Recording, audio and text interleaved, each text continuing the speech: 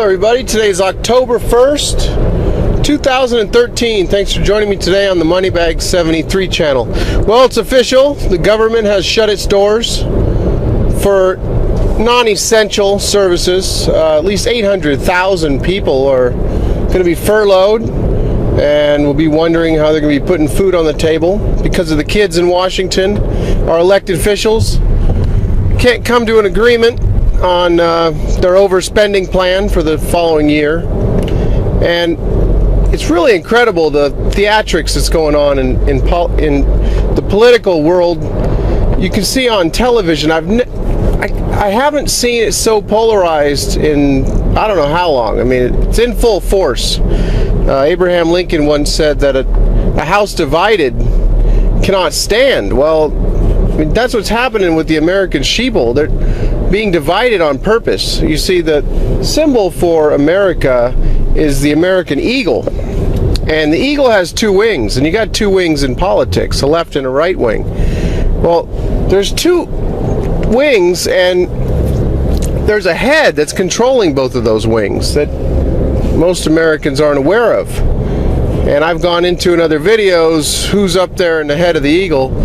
To name a few, you got the international banksters, you got the CFR, you got the Bilderbergers, you got the Bohemian Grovers, and the list goes on. But the people controlling the show, the theater, the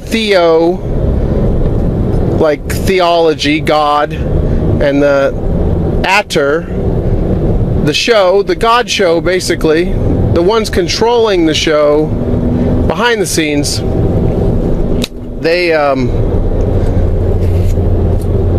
they're accomplishing their goal by dividing us, and there's no way that we can stand. I mean, you got the most sickening thing I saw was Barbara Boxer saying, oh, well, Barack Obama, he has cut the deficit in half. You know, these Republicans, this is a Republican shutdown of the government. And they're shutting us down. And, you know, they don't want you to have medical care. Can you believe that the Republicans do not want 15% of Americans that don't have medical? They don't want them to be able to get it? I'm so proud to be a Democrat. Our president, since he took office, has cut this deficit in half. I mean, it's so misleading. Deficit. I would imagine half of Americans don't know the difference between deficit and debt. The national debt versus the deficit. You know, she fails to mention that in 5 years since he took office, he's added more to the current national debt than Bush added in 8. And, you know, that's just a statement. I'm not taking sides there. I'm probably now, after what I've learned in the last 5 years, I would say that I'm joined Gerald Celente as a political atheist. I don't want to be an accessory to the crime, which I believe you are if you're taking one side or the other. Dems good, Republicans bad. You know, all those Republicans, I can't believe how horrible they are, and those Democrats, you know, they just want to destroy this country. That's all they want to do is polarize everybody. I wish people would just wake up and open their eyes and see what's going on. Just see the former governor of Minnesota, Jesse Ventura, explained it better than I've ever heard. I mean, he was a pro wrestler for 20 years, whatever, and he said politics is just like pro wrestling. You go out, you put on the show, you know, you fight your partner, and you act like, you know, it's us against them, and afterwards you're smoking cigars and sipping brandy together, laughing about, yeah, we put it on good, didn't we? I mean, this is what's going on, everybody, but most people, they can't even see it for what it is. So anyhow, I was looking at some stats, and I saw this, and I saw Obama say it also. I cut the deficit in half since I took office. All right, so let's see what he's talking about here. The deficit when he took office was 1.4 trillion. Deficit, meaning the government spends beyond their means in 1 year. We're not talking national debt. We're not talking future obligations, which is over 100 trillion, which is the real debt of this country. But we're not talking the current debt. which, no, that's a whole nother, I'll try to get into that real quick, but that's a whole nother thing what's going on with that. And we got to talk about the debt ceiling. I mean, the debt ceiling is a whole nother thing, but real quick on this.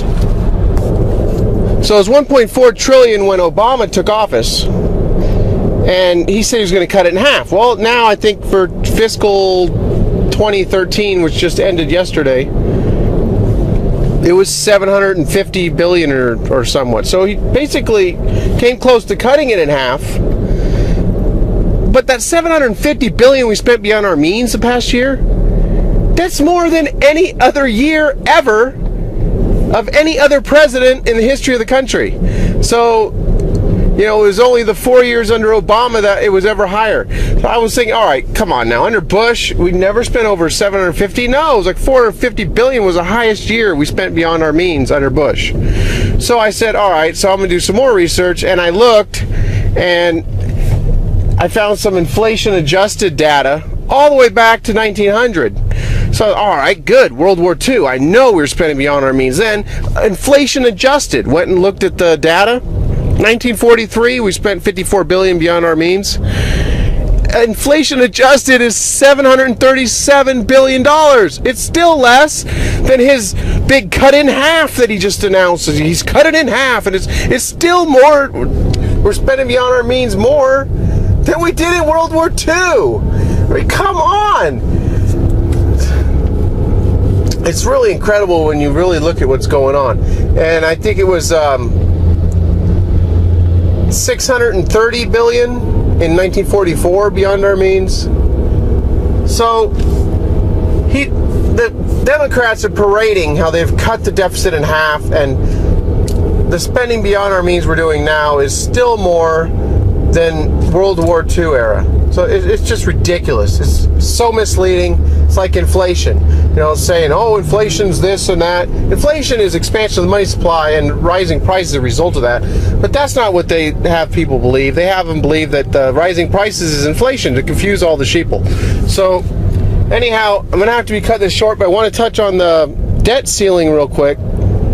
We're coming up on that on October 17th, but what they're not telling you is we already hit it on March 19th. Jack Lew, the new Treasury Secretary who took over from our favorite TurboTax expert, Timothy Geithner, he wrote a letter to Boehner back in May and said, hey, we hit the ceiling. I'm going to do some extraordinary measures, and basically I'm going to be stealing from the TSP, the retirement plans of the government employees, and I'm going to be doing a few other things, and, you know, I'll get us by until October. Well, here we are. We're 2 weeks away, and, you know, this is where U.S. defaults. If they don't raise the ceiling like they've done, 78 times since 1960, then we're going to default. And, you know, I can't imagine us defaulting on our debt, but it ain't going to happen. At the 11th hour, they're not going to allow us to default on our debt. We have a printing press, and I know they're going to use it. Governments with a printing press, they use them quite well. So, anyhow,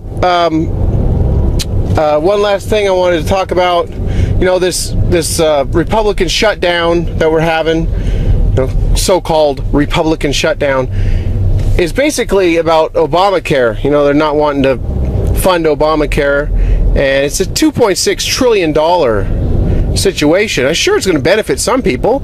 I mean, of course, but 2.6 trillion over 10 years? Yeah, sure, we can afford that. Just tack that on to everything else we're overspending. I mean, yeah, you can announce a great plan that benefits 15% of the population, but Jesus Christ, I mean, we're already spending 500 to trillion beyond our means. Let's just go another 200 billion every year for 10 years. Just tack that on. I mean, you can say, well, how can you not want people to have medical care, but just tack on more debt? I mean, whatever. So